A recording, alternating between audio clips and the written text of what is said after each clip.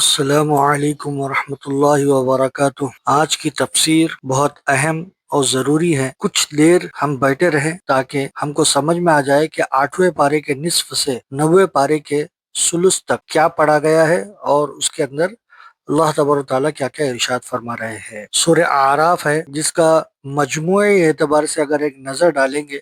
تو معلوم ہوتا ہے کہ زیادہ تر اس میں جو مضمون ہے اس سورے میں میعاد یعنی آخرت وہ نبوت کے متعلق ہے، جیسا کہ اللہ تبارک و تعالیٰ کا ارشاد ہے اتبعوا ما انزل الیکم من ربکم ولا تتبعوا من دونہ اولیاء، کہ اپنے رب کو چھوڑ کر دوسرے کے پیچھے نہ لگو، قرآن ہی کی پیروی کرو۔ اسی طرح سے دوسری ایک آیت ہے فَلَنَسْأَلَنَّ الَّذِينَ أُرْسِلَ إِلَيْهِمْ وَلَنَسْأَلَنَّ الْمُرْسَلِينَ۔ اس آیت میں میعاد یعنی آخرت کی تحقیق ہے کہ قیامت میں ان لوگوں سے باز پرس ہوگی، یعنی ان سے پوچھ گچھ ضرور بھی ضرور ہوگی جن کی طرف نبی بھیجے گئے ہیں، اور پیغمبروں سے بھی پوچھا جائے گا کہ انہوں نے فرض کہاں تک انجام دیا اور لوگوں کی طرف سے انہیں کیا جواب ملا۔ بلا شبہ لوگوں کو قیامت کے دن میں میزان کے مرحلے سے ضرور گزرنا ہوگا۔ اس سورہ کے اندر دوسرے اور تیسرے رکوع میں بتلایا کہ کچھ امور ایسے ہیں، مثلا رسالت، خبر کے بارے میں اور آخرت کے بارے میں، کہ اگر جس کسی کو بھی خبر ملی ہے اگر اس نے انکار کیا، اس کو جھٹلایا اور سرکشی کی ہے تو یہ کام، سرکشی والا کام، یہ شیطان کا کام ہے۔ تو چنانچہ اس کی طرف اشارہ کرنے کے لیے قصہ شیطان کی عداوت کا بیان بتلایا ہے، اس سے احتیاط کی تاکید بھی فرمائی گئی ہے۔ وہ کیا ہے؟ وَلَقَدْ مَكَّنَّاكُمْ فِي الْأَرْضِ، اے لوگو تمہیں زمین میں اختیار دے کر بھیجا گیا ہے، تمہاری پیدائش کے بعد تمہارے آگے فرشتوں کو سجدہ کرا کر تم کو عزت بخشی اور تم کو نعمتوں سے مالا مال کیا، مگر تم لوگ کم ہی شکر گزار ہوتے ہو۔ آگے فرمایا کہ اے ابن آدم کی اولاد، اللہ تعالیٰ کی مقرر کردہ جو حدیں ہیں، یعنی اللہ تبارک و تعالیٰ نے جو حد کو مقرر کی ہے، طے کی ہے، اس سے تم آگے نہ بڑھو، تجاوز نہ کرو۔ اللہ حد سے بڑھنے والوں کو پسند نہیں کرتا۔ اللہ تبارک و تعالیٰ کا ارشاد ہے انہ لا یحب المسرفین، اللہ نے حرام کر دیے ہیں بے شرمی کے کام، خواہ وہ کھلے طور پر کیوں نہ ہو یا پوشیدہ طور پر ہو، اور حرام ہے اللہ کے ساتھ کسی کو شریک کرنا، اللہ کا نام لے کر یا اللہ کے جانب کسی کو منسوب کر کے کوئی ایسی بات کہہ دینا جس کے متعلق تمہیں علم نہ ہو۔ وہ بات اللہ تبارک و تعالیٰ نے خود ارشاد فرمائی وَأَن تَقُولُوا عَلَى اللَّهِ مَا لَا تَعْلَمُونَ۔ آگے نافرمانوں کا ذکر فرماتے ہوئے ارشاد ہے کہ اللہ ہی سے سرکشی کرنے والوں کا جنت میں داخلہ ایسا ہی ناممکن ہے جیسا اونٹ کا سوئی کے ناکے میں گزر جانا، یعنی اونٹ جس طرح سے سوئی کے سوراخ میں گھس نہیں سکتا، اسی طرح سے ان الذین کذبوا بآیاتنا واستکبروا عنها لا تفتح لهم ابواب السماء ولا يدخلون الجنة حتى يلج الجمل في سم الخیاط۔ لیکن نیک لوگوں کے لیے جنت کی خوشخبری ہے، اے لوگو تم اللہ کو پکارو ڈر کے ذریعے یا امید کے ساتھ، یقیناً اللہ کی رحمت نیک لوگوں کے قریب ہے، ان رحمت اللہ قریب من المحسنین۔ اس کے بعد اللہ تبارک و تعالیٰ نے متعدد پیغمبروں کو ان کی امتوں کے حالات و واقعات کا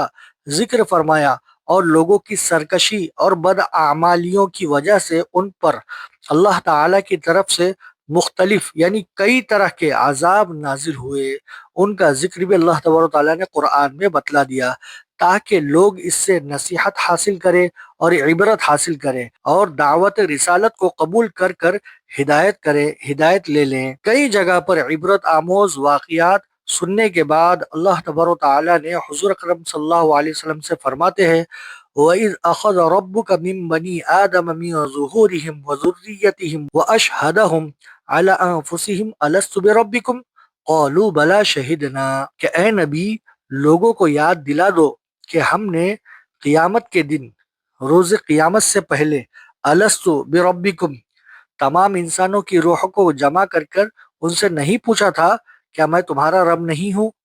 تو سب نے ایک ہی جواب دے دیا تھا کہ بے شک تو ہی ہمارا رب ہے، ہم اس پر گواہی دیتے ہیں۔ اللہ تعالیٰ خود فرماتے ہیں کیا لوگ اب اس عہد کو بھول گئے، اس معاہدے کو بھول گئے جو شرک میں مبتلا ہو گئے؟ آگے ارشاد ہے کہ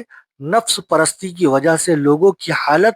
اس کتے جیسی ہو چکی ہے جس کی زبان لالچ کی وجہ سے باہر کو لٹکتی رہتی ہے۔ قرآن کی ایک آیت ہے فَمَثَلُهُ كَمَثَلِ الْكَلْبِ، ایسے لوگوں کو اللہ نے جہنم کے لیے پیدا کیا ہے کیونکہ ان کے پاس ایسے دل ہے جس سے سمجھتے نہیں، اور ایسی آنکھیں ہیں جس سے وہ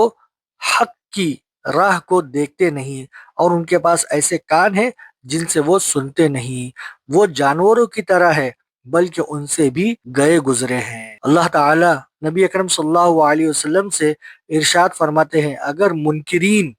آپ کو جادوگر یا مجنون کہے تو آپ اس کی کوئی پرواہ نہ کرے، آپ تو یہ فرمائے میں تو ایک خبردار ہوں اور جو میری بات مانے ان کو خوشخبری سنانے والا ہوں۔ آخر میں نبی اکرم صلی اللہ علیہ وسلم کو تبلیغ کی یہ حکمت خصوصیت کے ساتھ بتائی گئی ہے کہ مخالفین کی زیادتیوں کا مقابلہ صبر اور ضبط سے کرے، یعنی بالکل صبر کے ساتھ جو بھی بات کرنی ہے جواب دینا ہے، صبر کے ساتھ جواب دینا ہے، غصہ نہیں ہونا ہے، کیونکہ ایسا کوئی واقعہ نہ ہو جائے جس سے تبلیغ کے کام میں رکاوٹ پیدا ہو۔ اللہ تعالی خود ارشاد فرماتے ہیں نبی کریم صلی اللہ علیہ وسلم سے آپ نرمی اور درگزر کا معاملہ اختیار کرنا، جاہلوں سے بالکل نہ الجھے۔ اے نبی آپ اپنے رب کو صبح شام یاد کرتے رہے، رو رو کر اور خوف سے یعنی ڈر کے ساتھ، دل دل میں بھی اور آواز کے ساتھ بھی یاد کر سکتے ہو۔ اللہ تعالیٰ سے دعا کرے کہ اللہ تعالیٰ نبی اکرم صلی اللہ علیہ وسلم کی رسالت کو مکمل طور پر باتوں کے اعتبار سے، اعمال کے اعتبار سے یعنی حدیث کے اعتبار سے اور عمل کے اعتبار سے تسلیم کرنے کی یعنی اپنے اندر لانے کی توفیق نصیب فرمائے، آخرت کا یقین عطا فرمائے، اپنے رب سے گڑ گڑا کر مانگنے والا بنائے، آمین یا رب العالمین۔ السلام علیکم ورحمۃ اللہ وبرکاتہ۔